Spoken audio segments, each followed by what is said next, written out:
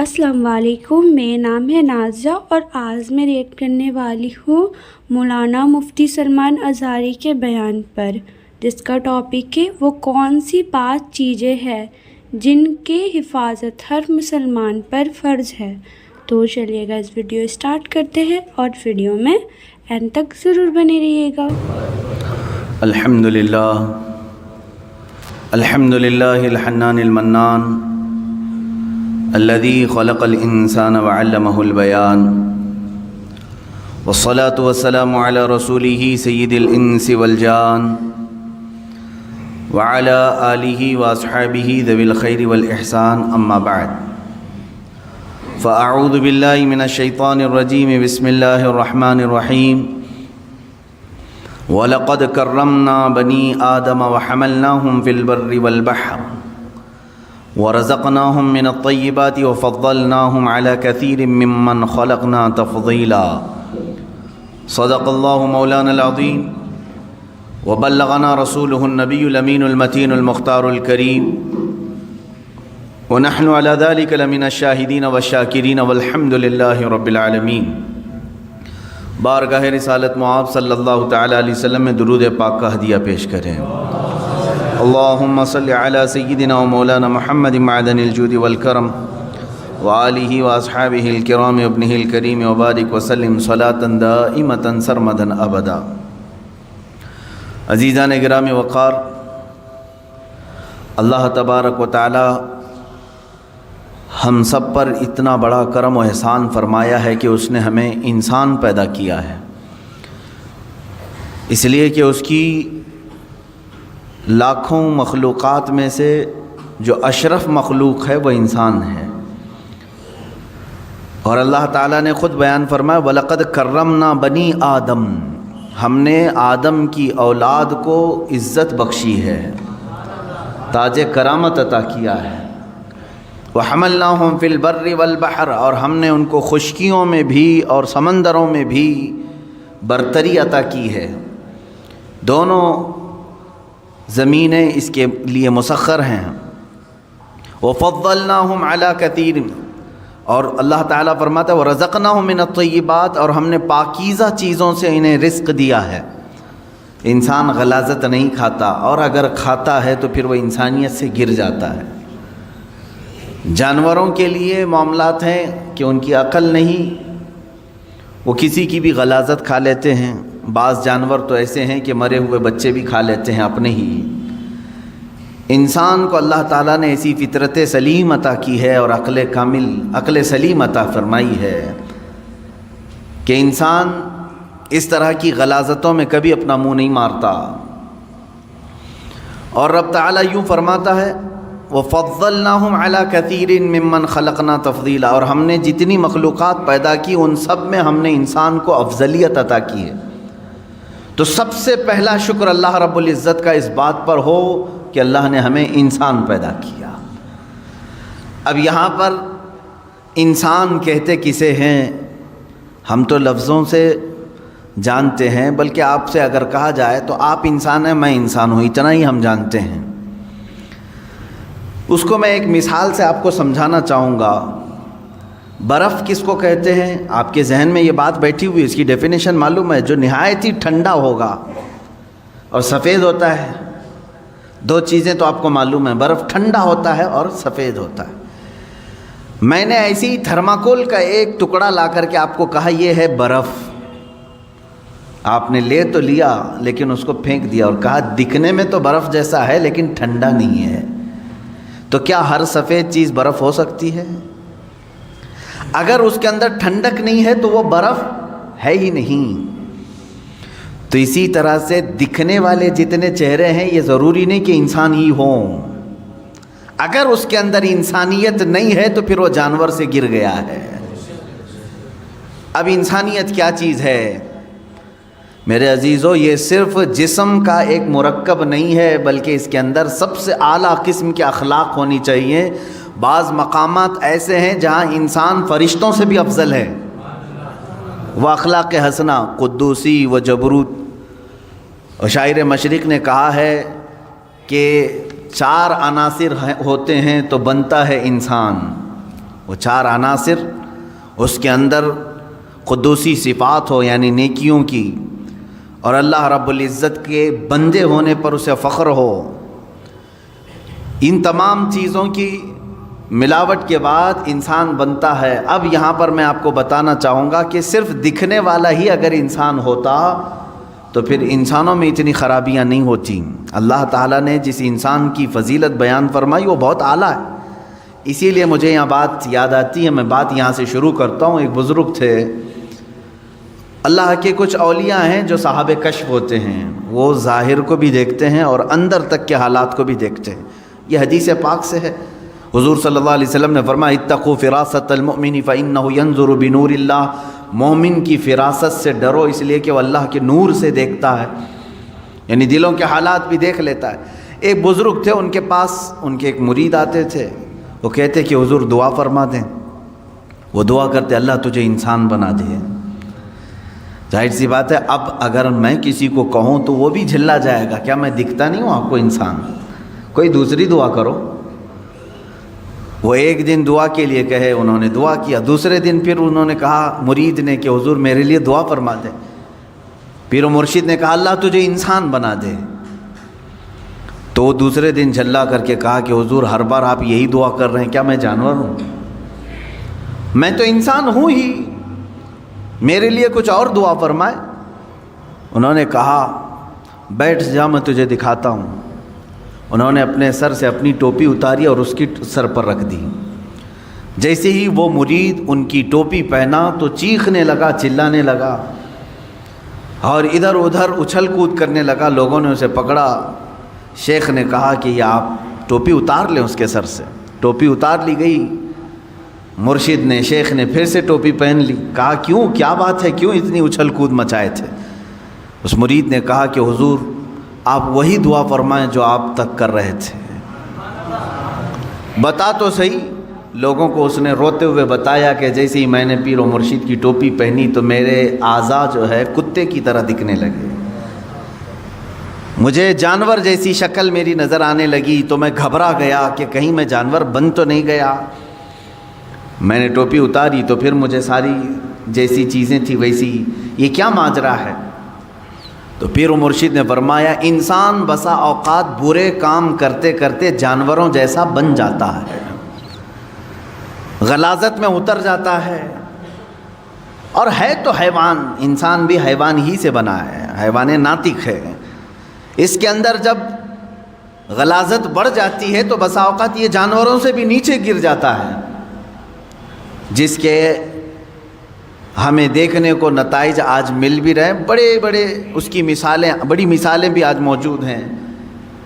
کوئی جانور اپنی برادری میں سے مادہ کے ساتھ اپنے جسمانی سکون حاصل کرتا ہے تو ٹھیک ہے، لیکن کسی کو پھاڑ دینا، مار دینا، قتل کر دینا یہ انسانوں سے ہوتا ہے۔ ایک مجبور لڑکی اگر درندوں کو مل جائے تو یہ جس طرح کی حرکتیں کر جاتے ہیں، جیسے آج سرخیوں میں موجود ہے بہت سارے حالات، تو کیا یہ انسان ہے؟ انسان کہلانے کے لائق ہے؟ کتے بھی اپنی جسمانی سکون حاصل کرتے ہیں لیکن کسی مادہ کو پھاڑ کر کے ختم نہیں کرتے۔ جہاں ان کا جسمانی سکون حاصل ہوا وہ چھوڑ دے۔ جانوروں میں اتنا ہے، لیکن انسان کے اندر جب انسانیت گر جاتی ہے تو وہ جانوروں سے بھی زیادہ ذلیل ہوتا ہے، ان سے بھی زیادہ گر جاتا ہے۔ اس لیے میرے عزیزو، انسانی صفات پر باقی رہنا یہ بھی کمال کی بات ہے۔ اللہ رب العزت کی بارگاہ میں شکر بھی بجا لا اور دعا بھی کرتے رہو، اے اللہ تو نے ہزاروں مخلوق میں سے مجھے انسان تو بنایا، اے کریم خدا مجھے آخری دم تک انسانیت پر ہی زندہ رکھ، انسانیت ہی پر زندہ رکھ۔ اس لیے کہ پہلے کی بہت ساری مثالیں ہماری کتابوں میں یہ بھی ملتی ہیں، کچھ لوگ مر گئے اور مرنے کے بعد ان کے چہرے بدل گئے، کسی کا چہرہ خنزیر کی شکل بن گیا، کسی کا گدھے کی شکل بن گیا۔ پہلے کی باتیں موجود ہیں، انسانوں کو بنایا گیا ہے، قرآن پاک میں بھی موجود ہے۔ اللہ تبارک و تعالیٰ نے ایک قوم کو فرمایا کہ کونوا قردۃ خاسئین، تم دھتکارے ہوئے بندر بن جاؤ، وہ پورے کے پورے بندر بن گئے تھے، موسیٰ علیہ السلام کی قوم کے کچھ لوگ۔ تو انسان کبھی جانور بنتا ہے یہ کب بنتا ہے؟ جب وہ اپنے اخلاق چھوڑ دیتا ہے۔ حضور اکرم صلی اللہ تعالیٰ علیہ وسلم سے پوچھا گیا قیامت کے دن سب سے بھاری عمل کیا ہے؟ آپ فرماتے میزان عمل پر رکھے جانے والا سب سے وزنی عمل انسان کا اس کے اخلاق حسنہ ہیں، اس کے کیریکٹر ہیں، اس کے اخلاق ہیں۔ اور اسی لیے ایک بڑے حکیم و دانا ابن رشد تھے، انہوں نے کہا ہے کہ اپنی ایک کیلکولیشن میں انہوں نے لکھ کر کے بتایا، انہوں نے لکھا ایک نمبر لکھا، کہا یہ انسان کو میں 1 نمبر دیتا ہوں، اور پھر ایک 0 لگایا اور کہا اگر علم ہے تو اس کو میں 10 نمبر دیتا ہوں، اگر علم ہے تو میں اسے 10 نمبر دیتا ہوں۔ پھر 1 نمبر لگایا، کتنا ہوا؟ 100 ہو گئے۔ کہا اگر اس کے اندر خوبصورتی بھی ہے اور زبان میں نرمی ہے تو میں ایک اور 0 دیتا ہوں، 100 نمبر ہو جاتے ہیں۔ اور پھر کہا اور 1 نمبر لگا کر کے اگر اس کے اندر اخلاق ہیں تو میں ایک اور 0 اس کو لگا کر دیتا ہوں، 1000 نمبر دیتا ہوں، ایک اور 0۔ اور پھر کہا کہ اگر علم بھی ہے، خوبصورتی بھی ہے، اخلاق نہیں ہے تو یہ 1 ہٹا دو، جو باقی بچتا ہے وہی ہے۔ باقی کیا بچا؟ تو انسان کے اندر اگر اخلاق حسنہ نہیں ہے تو وہ 0 ہے، 0 ہے۔ عزیزان گرامی وقار، مجھے آج بات کرنی تھی ہیومن رائٹس کے متعلق۔ حقوق انسانی کیا ہیں؟ انسان کے حق کیا ہیں ایک کے دوسرے پر؟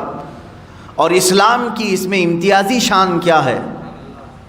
اس میں اسلام کی خصوصیت کیا ہے؟ تقریباً صدیاں گزر گئی حقوق انسانی کے لیے جو سب سے پہلی اعلامیہ جاری ہوا، یعنی ورلڈ لیول پر اگر کوئی بات اعلان کے طور پر پیش کی گئی تو سن 1948 میں یہ UN کے ذریعے سے ہیومن رائٹس کے لیے کچھ قوانین بنائے گئے کہ انسان پر کچھ حق ہیں، فنڈامنٹل رائٹس ہیں ہر ایک کے۔ جینے کا حق ہر انسان کو ہے، آزادی کا حق ہر انسان کو ہے، مذہب کا اختیار کرنے کا حق ہر انسان کو ہے، کمانے کا حق ہر انسان کو ہے۔ یہ 1948 میں بنائے گئے، پوری دنیا میں مشہور کیے گئے، لیکن وہ بھی آج تک سب جگہ امپلیمنٹ نہیں ہو سکے۔ لیکن حجۃ الوداع کے موقع پر حضور اکرم صلی اللہ تعالیٰ علیہ وسلم نے حقوق انسانی، ہیومن رائٹس کا جو خطبہ دیا ہے اس کی مثال آج تک نہیں ہے۔ تعلیم حاصل کرنے کا حق ہر بندے کا ہے۔ ہندو مت میں پہلے تھا کہ صرف برہمن لوگ تعلیم حاصل کر سکتے تھے۔ منواد جب تھا تب تو حالات یہ تھے کہ اگر گیتا کسی دلت نے سن لیا تو اس کے کان میں گرم تیل ڈال دیا جاتا تھا۔ یہ کتابوں میں موجود بات میں عرض کر رہا ہوں۔ خیر، آج ترقی پاتے ہوئے حقوق انسانی کے طور پر بہت ساری چیزیں ختم ہو گئی۔ آج مساوات اور ایکویلٹی کی بات کی جاتی ہے، لیکن اب بھی امپلیمنٹ نہیں ہو سکا۔ ہیومن رائٹس میں سب سے پہلے حقوق انسان کے کیا ہیں وہ اسلام کے نظریے سے میں پہلے بتانا چاہتا ہوں۔ اللہ کے حبیب صلی اللہ تعالیٰ علیہ وسلم کی حدیث ہے، کل المسلم علی المسلم حرام دمہ و مالہ و عرضہ۔ ہر مسلمان پر کچھ چیزوں کا حرام، آپ نے فرمایا کچھ چیزیں حرام ہیں، اس کا خون لینا تمہارے لیے حرام ہے۔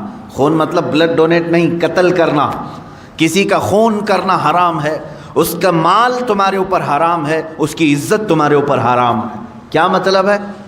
نہ تم کسی کا ناحق قتل کرو گے، نہ کسی کا تم مال ہڑپ کر رکھو گے، نہ تم کسی کی عزت کے ساتھ کھلواڑ کرو گے۔ 5 چیزیں ایسی ہیں جن کو کہا جاتا ہے جس کی حفاظت ہر مسلمان کے لیے فرض ہے، ہر مسلمان کے لیے فرض ہے، اپنی بھی کرے اور دوسرے کی بھی کرے۔ یہ ہیومن رائٹس کا سب سے جیتا جاگتا ثبوت میں آپ کو دے رہا ہوں۔ 5 چیزیں کیا ہیں؟ توجہ سے سنیں۔ اسلام ہی اس بات کی شہادت دیتا ہے اور ضمانت بھی دیتا ہے کہ یہ 5 چیزیں جنہوں نے محفوظ کر لیا ان کا معاشرہ محفوظ ہو گیا۔ نمبر 1، ہر ایک کو اپنے جان کی حفاظت کرنی ہے، دوسرے کی جان کی حفاظت کرنی ہے۔ یہ سب سے بڑا حق ہے، اسلام نے دیا ہے۔ تمہیں اپنی جان کی حفاظت کرنی ہے اور دوسرے کے جان کی حفاظت کرنی ہے، پہلی چیز۔ دوسری چیز ہے تمہیں اپنے مال کی حفاظت کرنی ہے اور دوسرے کے مال کی حفاظت کرنی ہے۔ جہاں تمہیں اپنا مال دیکھنا ہے ویسے ہی دوسرے کا مال، اس میں کوئی خرابی نہیں آئے گی اگر یہ 5 چیزوں پر کوئی کاربند ہو گیا۔ توجہ سنیں۔ اور پھر اپنی عزت کی حفاظت کرنی ہے اور دوسرے کی عزت کی حفاظت کرنی۔ نمبر 3، اپنی عزت۔ ایسا نہیں کہ تم بے آبرو ہو کر کے باہر گھومو گے۔ جس طرح تم اپنے آپ کو ننگا باہر دیکھنا پسند نہیں کرتے، کسی اور کو بھی ننگا دیکھنا پسند نہیں ہونا چاہیے۔ تم اپنے متعلق بھی عزت کی حفاظت کرو اور دوسرے کی بھی عزت کی حفاظت کرو۔ لوگ اپنے سطر کی تو حفاظت کر لے جاتے ہیں، دوسروں کے سطر دیکھنے کی کوشش کرتے ہیں۔ اسلام نہیں ہے۔ جان کی حفاظت اپنی اور دوسرے کی، مال کی حفاظت اپنی اور دوسرے کی، عزت کی حفاظت اپنی اور دوسرے کی۔ 3 چیزیں ہو گئی۔ چوتھی چیز اللہ کے حبیب صلی اللہ تعالیٰ علیہ وسلم کی حدیثوں سے ہے، اپنے نسب کی حفاظت کرو اور دوسرے کے نسب کی حفاظت کرو۔ نسب کی حفاظت یہ بہت ضروری چیز ہے۔ نسب کی حفاظت کا مطلب کیا ہے؟ بغیر شادی شدہ بچے پیدا ہونے نہ دینا، ورنہ اس کا نسب ہی نہیں معلوم ہوگا۔ اسلام نسب کا بہت اہتمام کرتا ہے۔ آج یورپ میں جا کر کے پوچھو تو ان کا نسب ہی نہیں معلوم ہے، ان کا باپ کون تھا معلوم ہی نہیں ہے، کیونکہ شادی کیا ہی نہیں۔ وہ سوچتے ہیں گرل فرینڈ بوائے فرینڈ کا جو تصور لایا گیا یہ تو ابھی کم ہے ہمارے معاشرے میں، وہاں تو پورے مزہ چکھنے کا نام فرینڈ شپ ہے۔ پوری شادی شدہ زندگی 2 بچے ہو جاتے ہیں پھر بھی گرل فرینڈ ہے ہماری۔ یہ نسب کو انہوں نے تباہ و برباد کر دیا، اور اس کے بعد جم گیا تو ٹھیک ہے، نہیں جما تو چھوڑ دیا۔ ہزاروں کی تعداد میں بچے ہیں، ایسے اولاد ہیں ان کے باپ کا اور ان کے نسب کا کچھ عطا پتہ نہیں ہے۔ لیکن اسلام نسب کا اہتمام کرتا ہے۔ نسب، اپنا بھی نسب کا اہتمام کرو اور دوسرے کی بھی نسب کو خلط ملط ہونے نہ دو، یہ ضروری ہے۔ اب یہاں سے کوئی یہ بات نہ سمجھ لے نسب کا مطلب اپنے ہی خاندان میں شادی کرنا ضروری ہے تاکہ ہمارا خاندان میں، ایسا ضروری نہیں اسلام۔ لیکن یہ ضروری ہے کہ تمہارے بچے کا کوئی باپ ہو، اس کا دادا ہو، اس کا نسب اوپر تک پہنچتا ہو۔ اگر بچے کا کوئی باپ ہی نہیں رہا، آہرہ جس کو کہتے ہیں، عورت ایسی فاحشہ اور طوائف ہے کہ اس نے نہ شادی کی لیکن اولاد ہوئی، وہ اپنے بچوں کے باپ کا نسب کس طرف جوڑیں گے؟ اسلام اس کے خلاف ہے۔ اسی لیے کتنا اہتمام کیا ہے معلوم ہے اسلام نے؟ ایک اس کی مثال میں دے دوں۔ اگر کسی عورت کو آپ نے طلاق دیا تو اسلام کہتا ہے وہ دوسرے سے نکاح کر سکتی ہے، لیکن تھوڑے دن اس کو ٹھہرنا فرض ہے۔ کیوں؟ کتنے دن تک ٹھہری رہے گی مطلقہ عورت؟ کتنے دن تک؟ 3 حیض جب تک اس کے نہ آ جائیں تب تک وہ دوسرے مرد سے نکاح نہیں کرے گی۔ 3 حیض جب تک نہ آ جائیں عورت کے، جب تک وہ دوسرے مرد سے نکاح نہیں کرے گی، جائز نہیں ہے اس کے لیے اس سے پہلے نکاح کرنا۔ اس میں حکمت کیا ہے؟ اس لیے کہ سائنٹیفیکل بھی آپ دیکھیں تو پتہ چلے گا، اگر حمل ٹھہرا تھا پہلے مرد سے تو حیض نہیں آئے گا عورت کو۔ طلاق دینے والا مرد طلاق دے دیا اور اگر اس سے اس کو پریگننسی ہو گئی تھی، حمل ہو گیا تھا، تو پھر عورت کو حیض نہیں آئے گا۔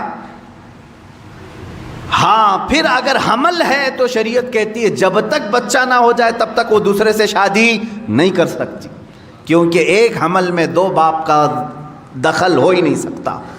اب 3 حیض تک ٹھہرنے کی حکمت کیا ہے عورت کے لیے؟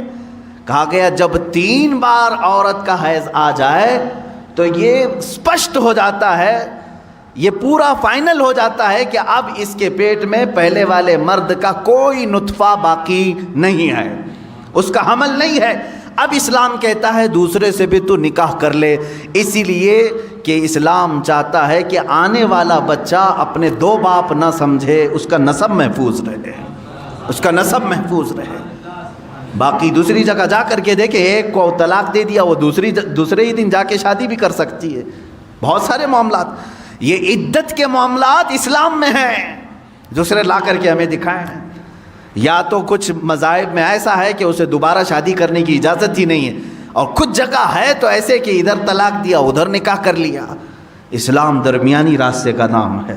نسب کا اہتمام کیا۔ میں نے 4 چیزیں سنائی، پھر سے میں عرض کر رہا ہوں آپ کے پاس، اللہ کے حبیب صلی اللہ علیہ وسلم کے فرامین کے مطابق، اللہ کے حبیب صلی اللہ تعالیٰ علیہ وسلم کی حدیث کی روشنی میں ہر مسلمان کو چاہیے کہ وہ اپنے جان کی حفاظت کرے اور دوسرے کے جان کی حفاظت کرے۔ ہر مسلمان کو چاہیے کہ وہ اپنے مال کی حفاظت کرے، ویسے ہی دوسرے کے مال کی حفاظت کرے۔ ہر مسلمان کو چاہیے کہ وہ اپنے عزت کی حفاظت کرے، ویسے ہی دوسرے کی عزت کی حفاظت کرے۔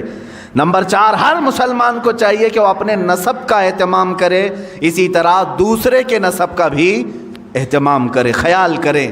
5ویں چیز ہے جو بہت اہم ہے، اسلام نے کہا ہر مسلمان کو اپنے دین کی حفاظت ضروری ہے۔ اسی طرح کہا گیا کہ دوسرے کے دین سے چھیڑ چھاڑ بھی نہ ہو۔ لا تسبوا الذین یدعون من دون اللہ فیسبوا اللہ عدوا بغیر علم۔ اللہ قرآن میں فرماتا ہے تم دوسروں کے خداؤں کو گالی نہ دو جو اللہ کے علاوہ دوسروں کی پوجا کرتے ہیں، ہاں بغیر علم کہ وہ پھر اللہ کو گالی دیں گے۔ تو یہاں دین کی حفاظت بھی ہمارے لیے ضروری۔ یہ 5 چیزوں کی آپ حفاظت کر لے جاؤ، معاشرہ کبھی ڈس بیلنس نہیں ہوگا، نظام برقرار رہے گا۔ آج یہاں پر بیلنس نہیں ملتا، اس کی وجہ کیا ہے؟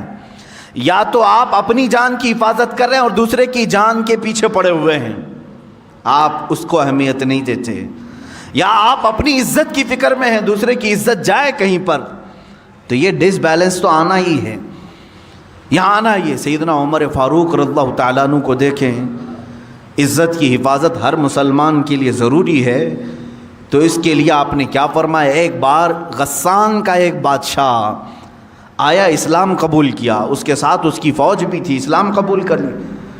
اس خوشی میں مسلمان پورے خانہ کعبہ کے طواف کے لیے آئے۔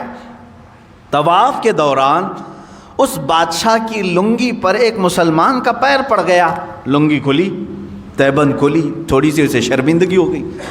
بادشاہ وقت تھا، لیکن طواف کے وقت کہاں بادشاہ، کہاں غریب، کہاں فقیر ہو گیا۔ لیکن اس کے بدلے میں اس نے پلٹ کر کے اس مسلمان کو مارنا شروع کر دیا، بہت مارا، زخمی کر دیا۔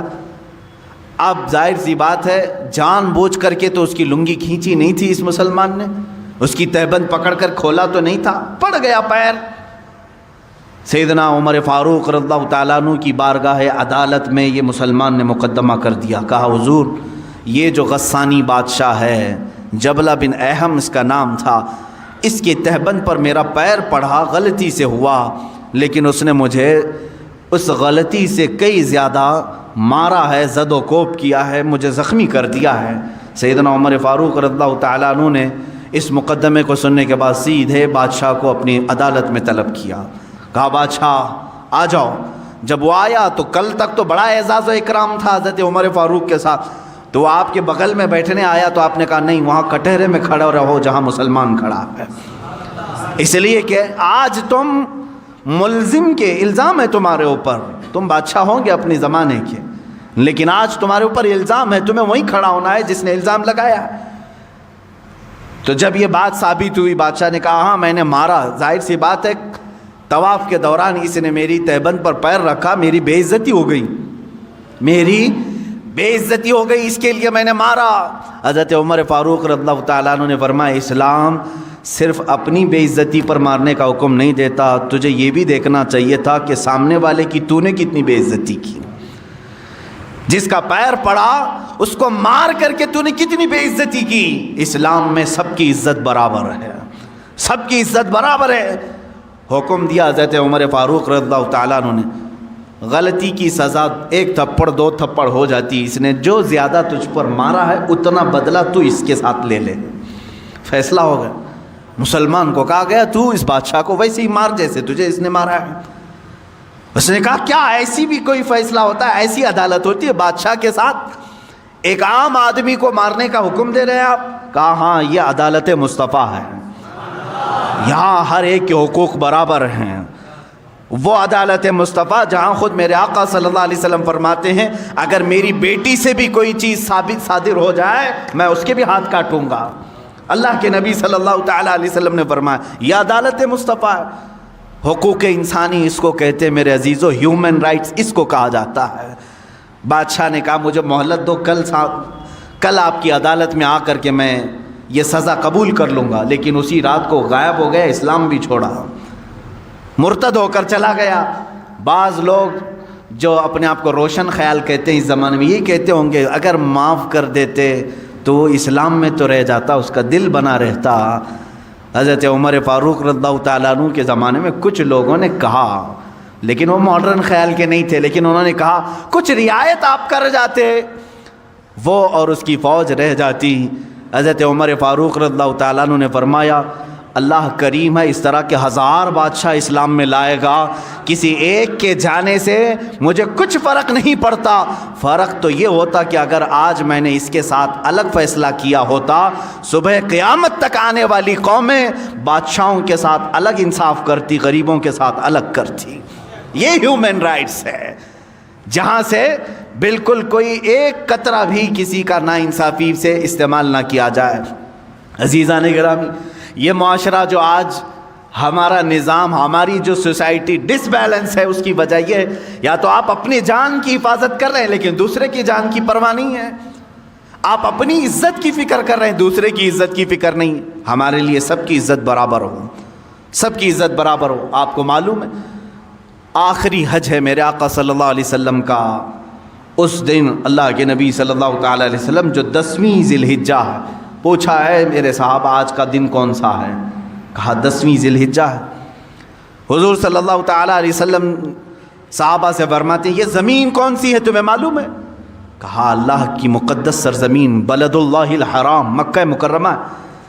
فرماتے ہیں یہ گھر خانہ کعبہ جانتے ہو؟ کہا یہ اللہ کا سب سے مقدس گھر ہے۔ اب سنو میرے آقا صلی اللہ علیہ وسلم فرماتے ہیں اس مہینے کی جیسی حرمت ہے، عزت ہے ذی الحجہ کی، اس شہر کی جیسی عزت ہے، اس خانہ کعبہ کی جیسی عزت ہے، حضور فرماتے ہیں میرے نزدیک ایک مومن کی عزت اس سے بڑھ کر کے ہے۔ ذی الحجہ کے مہینے سے بڑھ کر، بلد اللہ الحرام سے بڑھ کر، خانہ کعبہ سے بڑھ کر ایک مسلمان کی عزت کو اللہ کے نبی نے اتنا بلند کیا۔ اگر ہم خانہ کعبہ کی عزت کو نہیں اچھال سکتے، پسند نہیں کرتے، اسی طرح ہمیں کسی مسلمان کی عزت پر بھی حملہ نہیں کرنا چاہیے۔ یاد رکھیں قیامت کے دن ان معاملات میں پھنس جائیں گے۔ اب رہی بات مال کی حفاظت، مال کی حفاظت، یہاں پر بھی جو بیلنس بگڑا ہے اس کی وجہ صرف یہی ہے کہ آپ اپنے مال کو تو تجوریوں میں مکفل کر دیے لیکن دوسرے کے مال کی پرواہ نہیں۔ ہونا تو یہی چاہیے کہ میرا مال جس طرح محنت کا ہے اسی طرح میرے بھائی کا بھی مال ہے۔ اگر آپ کے پاس کسی نے 100 روپے دے دیے تھے تو واپس پلٹانے میں کیوں آئیں کائیں کرتے ہو؟ تمہاری نیتیں خراب کیوں ہو گئیں؟ تم نے امانت میں خیانت کیوں شروع کیا؟ ایک دو نہیں، ہزاروں لوگ ہیں یہاں پر جو اس بات سے جوجھ رہے ہیں کہ جس کو کسی کام کے لیے پیسہ دیا تھا وہ کھا گیا، دینے کا نام نہیں لیتا، اور پھر دیکھو تو داڑھی رکھا ہے، ٹوپی رکھا ہے، نمازوں میں آتا ہے۔ ایسے بہت سارے ہیں۔ عزیزان گرامی وقار، ایک مال مسلم کے ساتھ جو ناانصافی ہوگی، جانتے ہیں اس کا وبال کیا ہے؟ اس کا وبال یہ بھی ہیومن رائٹس میں ہے یا نہیں؟ ہر ایک کے مال کی حفاظت ہیومن رائٹس ہے کہ نہیں؟ انسانی حقوق ہے۔ جس طرح تم اپنا مال ضائع کرنا نہیں چاہتے، اسی طرح کسی دوسرے کا مال تمہارے پاس آیا تو تم اس کو کھا کر کے کیوں بیٹھے؟ اس کو واپس کیوں نہیں پلٹایا؟ یہاں سے دشمنی شروع ہو گئی، معاشرے میں بگاڑ پیدا ہو گیا، اور آج تمہارے ہی خود سے اعتماد ہٹ گیا، ایک دوسرے کو کوئی قرض دینے کو تیار نہیں آج۔ کیوں؟ معلوم نہیں ہے کہ ہزاروں مثالیں ملتی ہیں، کھا جاتے ہیں لوگ، کھا جاتے ہیں۔ تمہارے ساتھ تجارت کرنے کو کوئی تیار نہیں، کیوں؟ امانت ختم کر دیا۔ جب تک تمہیں امانتوں کو واپس پلٹانے کی عادت نہ آ جائے تمہاری برکتیں بھی چھین لی جائیں گی، برکتیں ختم ہو جاتی۔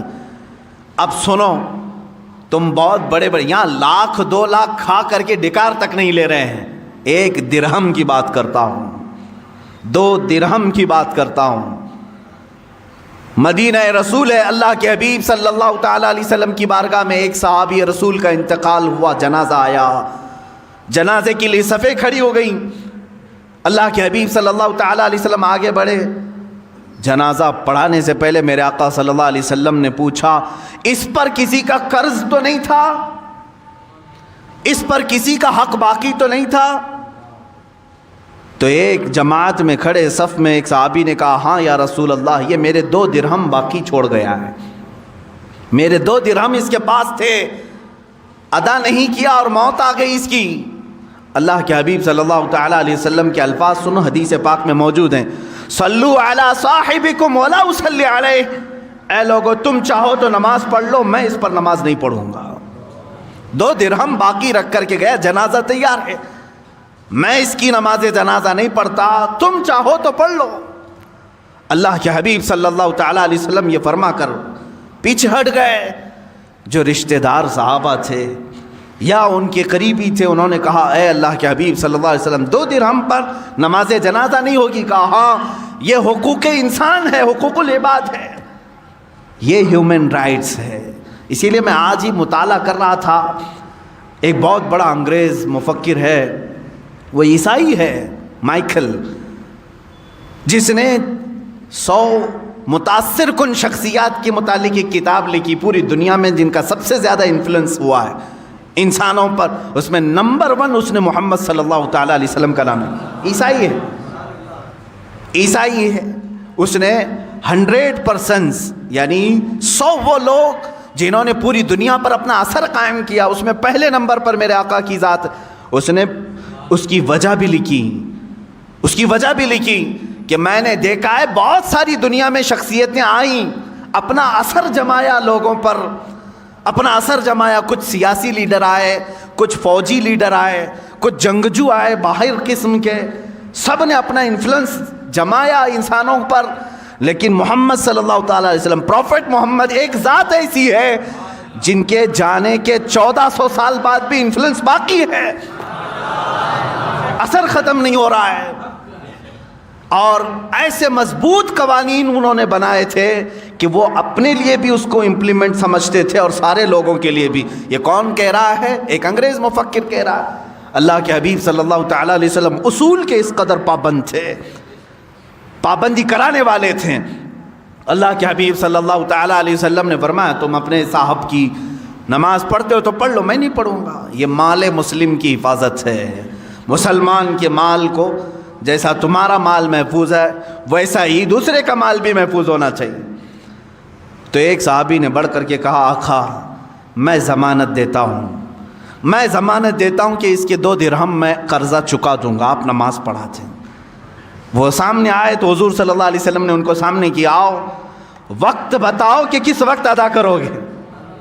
انہوں نے کہا کل کی مغرب تک میں 2 درہم ادا کر دوں گا، مجھے وقت دیا جائے۔ تو اس قرض خواہ سے پوچھا گیا کیا تجھے منظور ہے کل تک کا ٹائم؟ اس نے کہا ہاں یا رسول اللہ صلی اللہ علیہ وسلم۔ تب حضور نے نماز پڑھائی اور اس کے بعد دعا نہیں کی۔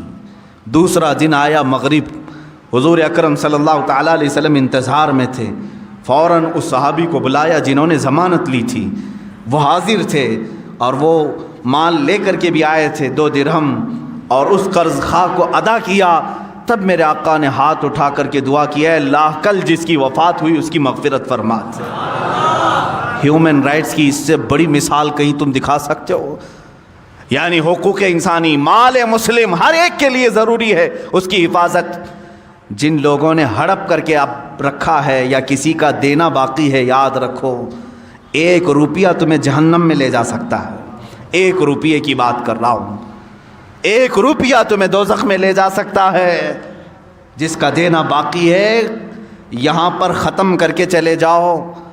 2 باتیں اور میں کہہ جاتا ہوں، مسلمان پر جو حقوق فرض ہیں اس میں مال کی بھی حفاظت فرض ہے۔ فرمایا گیا کل قیامت کے دن کچھ لوگوں کے گلے میں زمینوں کا توق ڈالا جائے گا، زمینیں لٹکائی جائیں گی اور وہ اس بوجھ سے ان کا چہرہ نیچے جھک چکا ہوگا۔ بڑی بڑی زمینیں گلے میں توق بنا کر ڈالی جائیں گی۔ تم کیا سمجھ رہے ہو میں تو اتنا ہی چھوٹا ہوں، اتنی بڑی زمین گلے میں کہاں سے آئے گی؟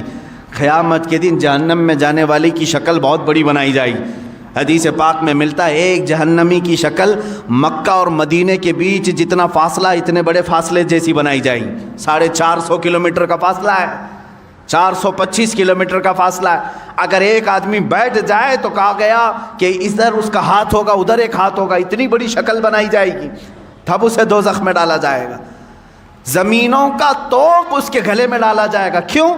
کہا اس کی زمین ہڑپا ہوگا, اس کی زمین پر قبضہ کیا تھا, اس کا مال لیا تھا. یہ سب قیامت کے دن سیطوقون ما بخلوا به یوم القیامہ. اللہ تعالیٰ نے قرآن میں بھی فرمایا جو کچھ انہوں نے بخالت کی وجہ سے بچا کر اپنے پاس رکھ لیا تھا, یہ توق بنا کر, گلے کا ہار بنا کر کے قیامت کے دن ڈالا جائے گا. حقوق میں تم پورے کے پورے اتر جاؤ مسلمانوں, ایک دوسرے کا حق نہ کھاؤ. اب سنو, میں سمجھتا ہوں دنیا میں سب سے افضل موت اگر کوئی ہے انبیاء کرام کے بعد, سب سے افضل موت جس کی ہم تمنا کرتے ہیں وہ شہادت کی موت ہے یا نہیں ہے؟ شہید جو ہے دنیا کا وہ بہترین انسان ہے جس کے متعلق فضیلتیں آئی ہیں قرآن پاک میں بھی, حدیث پاک میں. اللہ نے تو یہاں تک فرمایا کہ ان کو مردہ مت کہنا, مرنے کے بعد بھی. اللہ فرماتا ہے وہ زندہ ہیں, انہیں رزق بھی میں دے رہا ہوں. یہ شہید کے لیے آیا ہے قرآن میں, باقی میتوں کے لیے نہیں آیا. شہید کے لیے حدیث میں یہ بھی ہے کہ دنیا میں وہ واحد ایسی ذات ہے جس کو مرنے سے پہلے اسے جنت دکھائی جاتی ہے. خون کا قطرہ اس کا زمین پر گرنے سے پہلے اسے جنت کے دروازے دکھائے جاتے ہیں, اس کا ٹھکانہ اسے دکھایا جاتا ہے, وہ جنت میں اپنا محل دیکھ کر کے جاتا ہے شہید. اب سنو, سب سے افضل موت شہید کی ہے. ایک بار درد ہوتا ہے شہادت میں, باقی ہمیشہ کا آرام ہی آرام ہے, سکون ہی سکون ہے. شہید کے لیے کہا گیا اس کے اگلے پچھلے سارے گناہ اللہ معاف فرمائے گا. یہ سب سے بڑے اصول ہو گئی زندگی. کچھ بھی تھے اس کے گناہ معاف کر دیے جائیں گے. لیکن ایک جگہ جا کر میری نظر رک گئی, حدیثوں کو پڑھ رہا تھا. قیامت کے دن اگر شہید کے اوپر کسی کے مال کا حق باقی تھا تو فرمایا جائے گا اسے دوزخ میں بھیجو.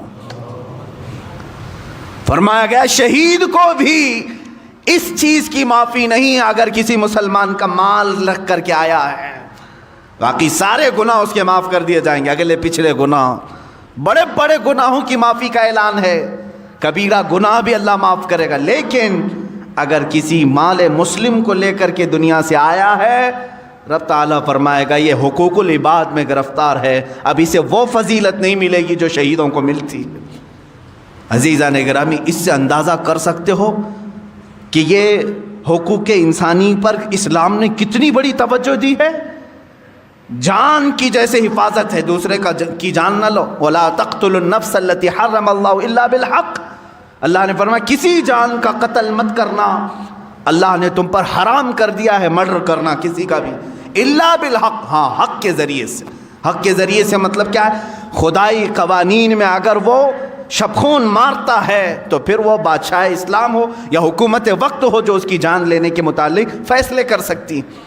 لیکن کسی بھی انسان پر کسی دوسرے کا قتل کرنا جائز نہیں.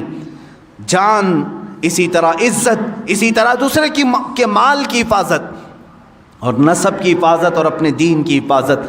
میں آج چیلنج کے ساتھ کہتا ہوں میرے عزیزو, یہ 5 ایسے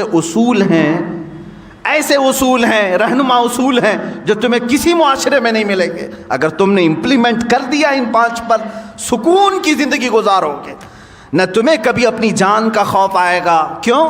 اس لیے کہ تم دوسروں کی جان کی پرواہ کرتے ہو تو سارے تمہاری بھی جان کی پرواہ کریں گے, کبھی خوف نہیں آئے گا. مدینۃ الرسول کو دیکھیں ہیں, ایک مرتبہ ایران کے بادشاہ نے 2 قاصد بھیجے چھپ کر کے, وہ آئے مدینہ پاک میں. یہ زمانہ سیدنا عمر فاروق رضی اللہ تعالیٰ عنہ کا ہے, عمر ابن خطاب رضی اللہ تعالیٰ عنہ کا ہے. مدینہ میں وہ آئے, انہوں نے ڈھونڈنا شروع کیا. کچھ صحابہ ملے, ان سے پوچھا کہ مسلمانوں کا مرکزی شہر ہے, راجدھانی ہے, کیپٹل سٹی ہے, جہاں سے 6 بڑے بڑے ملکوں کو سنبھالا جا رہا تھا اس زمانے میں. وہ آئے 2 ایرانی, کہا تمہارا بادشاہ کہاں رہتا ہے؟ تمہارا بادشاہ کہاں رہتا ہے؟ صحابہ ہنسنے لگے, کہا ہمارا بادشاہ نہیں ہوتا, ہمارا بادشاہ نہیں ہوتا. کہا پھر کیا ہوتا ہے؟ کہا امیر المومنین ہوتا ہے. بادشاہ کا لفظ تو یہ وہابیوں نے شروع کیا ہے, یہ سعودیوں نے. آج بھی یہ ملک کہتے ہیں, بادشاہ کہتے ہیں, اسلامی نظام تھوڑی نہ ہے. اسلامی نظام نہیں ہے جو یہ غصب کر کے آج بیٹھے ہوئے تخت پر اور جانشین پہ جانشین اپنے بچوں کو بناتے ہوئے. اسلام نے ایسا کبھی نظام نہیں رکھا. اگر جانشین بیٹا ہی بادشاہ بننا ہوتا تو صدیق اکبر کے بھی بیٹے تھے, عمر فاروق کے بھی بیٹے تھے. انہوں نے کبھی اپنے بعد اپنے بیٹوں کو تخت پر نہیں بٹھایا. کہا یہ امت مصطفیٰ فیصلہ کرے گی, جو ان میں سب سے افضل ہوگا وہ اس کی باغ ڈور سنبھالے گا. بادشاہ نہیں ہوتا ہمارا. کہا ٹھیک ہے. بادشاہ نے امیر المومنین, چلو ٹھیک ہے امیر المومنین, تمہارے یہاں بولنے کا لفظ الگ ہوگا. اچھا اس کا محل کہاں ہے؟ وہ پھر مسکرائے. کہا اس کا محل بھی نہیں ہوتا, اس کا محل بھی نہیں ہوتا. کہا پھر کہاں ملے گا تمہارا امیر؟ کہا دیکھو مسجد نبوی کے قریب میں ایک پیپل کا جھاڑ ہے, اس کے نیچے سو رہا ہوگا. ایک درخت ہے پیلو کا, اس کے نیچے آرام کر رہا ہوگا. وہ دونوں آئے اور دیکھا تو دوپہر کا وقت تھا, کڑی دھوپ ہے. اس درخت کے چھاؤں میں, سائے میں حضرت عمر فاروق رضی اللہ تعالیٰ عنہ ہلکی سی ایک پتلی چادر بچھائے ہوئے, ننگی پیٹھ ہے, آرام فرما رہے ہیں. دیکھ کر کے وہ ہیبت زدہ رہ گئے. یہی عمر ہے جس سے قیصر و کسریٰ تھرا رہے ہیں, وہ کپ کپی ہے ان کے اندر, اور یہ یہاں تنہا سو رہا ہے. اسی اسنا میں حضرت عمر فاروق رضی اللہ تعالیٰ عنہ کی آنکھ کھل گئی. آپ نے پوچھا تم لوگ قاصد بن کر کے آئے ہو اور دل میں سوچ رہے ہوگے کہ ابھی چاہیں تو ہم حملہ کر لیں. وہ ڈر گئے, کانپنے لگے. حضرت عمر فاروق رضی اللہ تعالیٰ عنہ نے فرمایا یاد رکھو ہم نے اپنے تخت خلافت کو کسی کے خون پر نہیں بٹھایا جیسے تمہارے بادشاہوں نے جمع کر رکھا ہے. ہم دوسروں کے جان کی حفاظت کرتے ہیں, سارے ہماری جان کی بھی حفاظت کرتے ہیں. جب تم مسلمان کی اور دیگر مخلوق کے جان کی حفاظت کرو گے, اللہ تمہارے جان کی حفاظت کرے گا. اللہ رب العزت میری حفاظت میں, جب تک رب تعالیٰ نہ چاہے مجھ پر کچھ نہیں ہوگا. یہ توکل تھا, وہ یقین تھا. اور مدینہ طیبہ میں اس طرح سے آرام سے رہنے کی ایک وجہ یہی تھی کہ ان کا دل اندر سے پاک تھا کہ ہم سب کسی دوسرے کی جان کی ہم اس طرح سے بے حرمتی کرنا نہیں چاہتے. تو اللہ تعالیٰ جب تک نہ چاہے ہمارے ساتھ کچھ برا نہیں ہوگا. میرے عزیزو, آج کے حالات پر میں تھوڑی سی بات یہ کر دوں. یہ اسلامی اصول ہیں جو میں نے بتائے, ہیومن رائٹس کا سب سے بڑا سبق ہے اسلام میں.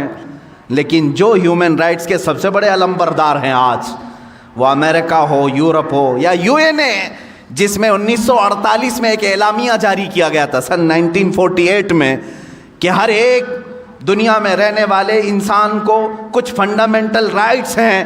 ہر ایک کو تعلیم کا حق ہونا چاہیے, ہر ایک کو آزادی رائے کا, اظہار رائے کی آزادی ہونی چاہیے, مذہب کی آزادی ہونی چاہیے, کھانے پینے کا اس کا اپنا رائٹ ہے, فنڈامنٹل رائٹ ہے, شادی اس کا اپنا رائٹ ہے.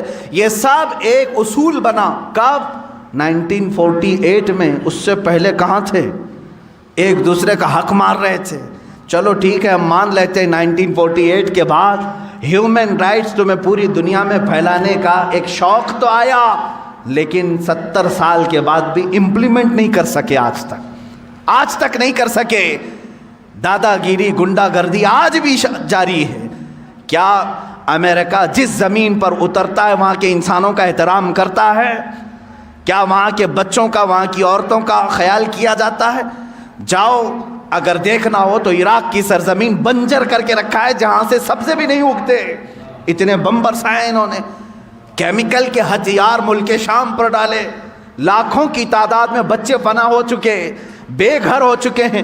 کچھ ایسے اولاد ہیں جن کی عمر 8 سال 9 سال, ماں بھی فوت باپ بھی فوت. کیا یہ ہیومن رائٹس ہے؟ کیا یہ انسانی حقوق ہے؟ اسی طرح میرے عزیزو, یورپ کی سرزمین نے آزادی کے نام پر جو ننگا ناچ دکھایا پوری دنیا کو, عورتوں کو بھی ننگا کر کے بازار میں لائے, مردوں کو بھی ننگا کر کے لائے.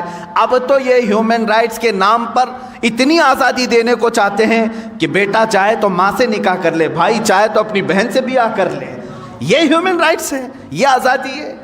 اسلام اس چیز کے متعلق ہرگز نہیں پسند کرتا.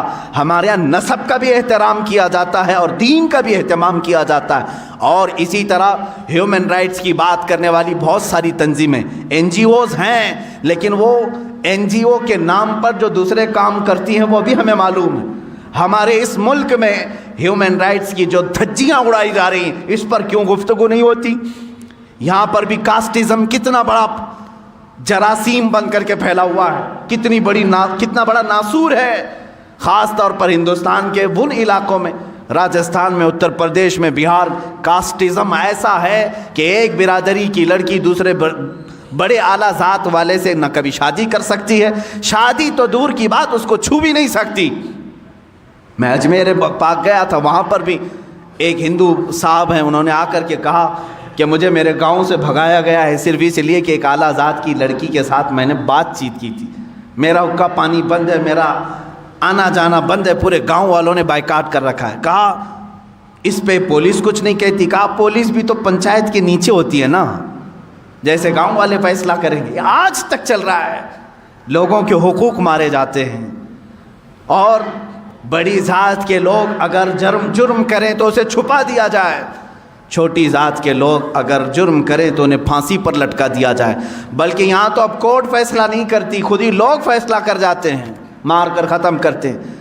عزیزان گرامی وقار، میں پھر سے یہی بات کرنا چاہوں گا، اللہ کا ہزارہ نہیں کروڑہ احسان ہے، اس نے ایک پاکیزہ دین اسلام میں ہمیں پیدا کیا ہے، جہاں ہمیں اللہ رب العزت نے کاسٹزم کے تمام فرق کو ختم کرنے کا حکم دیا۔ اللہ تعالیٰ نے فرمایا ہے کہ ان اکرمکم عند اللہ اتقاکم، تم میں کوئی بھی افضل نہیں، کوئی افضل نہیں، تم میں سب سے زیادہ افضل وہ ہے جس کے اخلاق سب سے اچھے ہوں گے، جو پرہیزگار سب سے زیادہ ہو، وہی افضل ہے، وہ چاہے کسی بھی چھوٹی برادری میں پیدا کیوں نہ ہوا ہو، وہ ہمارے لیے افضل ہے، تقویٰ سے افضل ہوگا۔ یہاں تک کہ سادات ہمارے ہاں بالکل محترم ہیں، حضور اکرم صلی اللہ تعالیٰ علیہ وسلم کی آل ہیں، لیکن خاندان کا یہ تعصب ان کے لیے بھی جائز نہیں۔ اگر کوئی یہ کہے میں سید ہوں مجھے ٹیکس دو، تو وہ جرت کر رہا ہے دین اسلام میں، اسلام میں وہ جرت کر رہا ہے۔ میں سادات کو بہت ادب کی نگاہ سے دیکھتا ہوں، اور یقیناً ہمارے آقا صلی اللہ علیہ وسلم نے ہمیں حکم بھی فرمایا، لیکن سادات کو جس طرح سے فوقیت حاصل ہے وہ ہمارا اپنا پرسنل معاملہ، ہم ادب و احترام کریں، لیکن جو سادات ہیں ان کے لیے حضور نے کیا فرمایا؟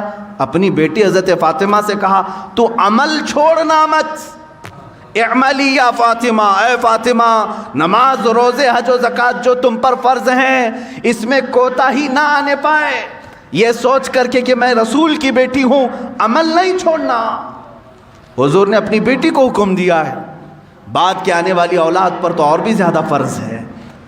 عزیزان گرامی، کاسٹزم یا یہ خاندانی تعصب، اس چیز کو اگر کوئی لے کے آتا ہے، یہ خان ہے، یہ پٹھان ہے، یہ مرزا ہے، یہ سید ہے، یہ تمام تصورات اسلام میں نہیں ہیں میرے عزیز۔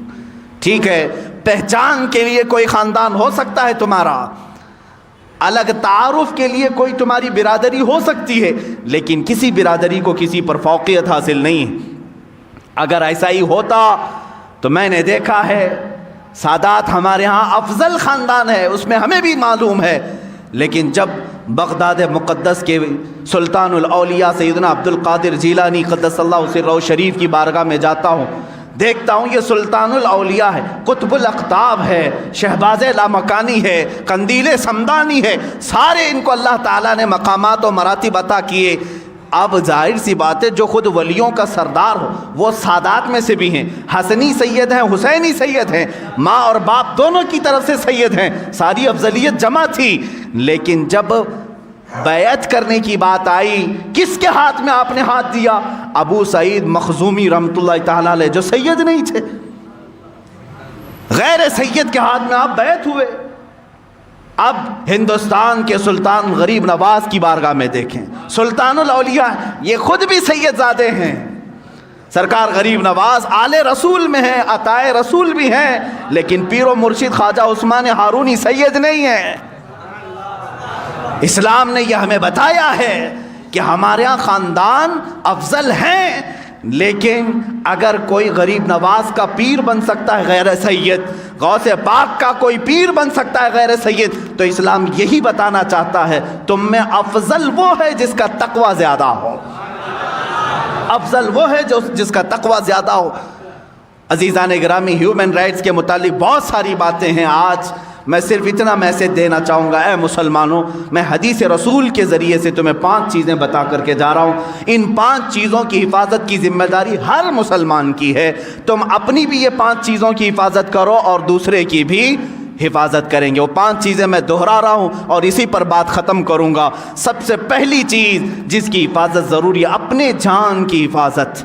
اپنے جان کی حفاظت ضروری ہے. خود کو ہلاکت میں ڈالنے کی اجازت اسلام نے نہیں دیا. سوسائڈ کی تمہیں اجازت نہیں. آتم ہتیا کرنے والے کی بہت بڑی وعید آئی ہے. جس نے خودکشی کی وہ سیدھے جہنم میں جائے گا. تمہیں اپنے جان کی حفاظت کرنے کا حکم دیا گیا. جو اپنے آپ کو تباہ کر رہے ہیں، چاہے وہ کسی نشے کے ذریعے سے یا کسی دوا کے ذریعے سے، وہ بھی خودکشی میں آئے گا. وہ بھی خودکشی میں آئے گا. کوئی اتنا نشہ کر لیا کہ مر گیا تو اس نے اپنے آپ کو ہلاک کر دیا، جہنم میں جائے گا. خودکشی کرنے والا. اپنے جان کی حفاظت کرو اور دوسرے کی جان کی حفاظت کرو. نمبر 2، اپنے مال کی حفاظت، اسی طرح دوسرے کے مال کی حفاظت. اس کے مال میں تم خورد برد نہ کرو اور اپنے مال کو بھی ضائع ہونے نہ دو. نمبر 3، اپنی عزت کی حفاظت کرو، اسی طرح دوسرے کی عزت کی بھی. جس طرح تم اپنا سطر کھلنے نہیں دیتے، اسی طرح دوسرے کا بھی سطر کھلنے نہ دو. اپنے گھر کی عورتوں کی جیسی تم حفاظت کرتے ہو، دوسری کسی عورت پر تمہاری نگاہ بھی نہ پڑنے پائے. میری بہن جتنا میرے لیے عزیز ہے، اسی طرح دوسرے کی بھی بہن اس کے لیے عزیز ہوتی ہے. میری ماں جس طرح میرے لیے محترم ہے، اسی طرح دوسرے کی ماں بھی میرے لیے محترم ہو. ہم سب عورتوں کی بھی حفاظت کریں. یہ 3 چیزیں ہو گئی. نمبر 4، اپنے نسب کا اہتمام کرو، حفاظت کرو کہ نسب خلط ملط نہ ہونے پائے. نمبر 5 ہے اپنے دین کی حفاظت کرو، دین میں کبھی کوئی دراندازی کرنے نہ پائے. تم آج دائرہ اسلام میں ہو، اس بات کی ہمیشہ کوشش کرتے رہو جب میری آنکھیں بند ہوں تو دین اسلام پر بند ہو. میں اٹھایا جاؤں تو میرا جنازہ اسلام پر اٹھایا جائے. اللہ رب العزت ہمیں ان 5 چیزوں کی حفاظت کی توفیق عطا فرمائے. وآخر دعوانا ان الحمد للہ رب العالمین.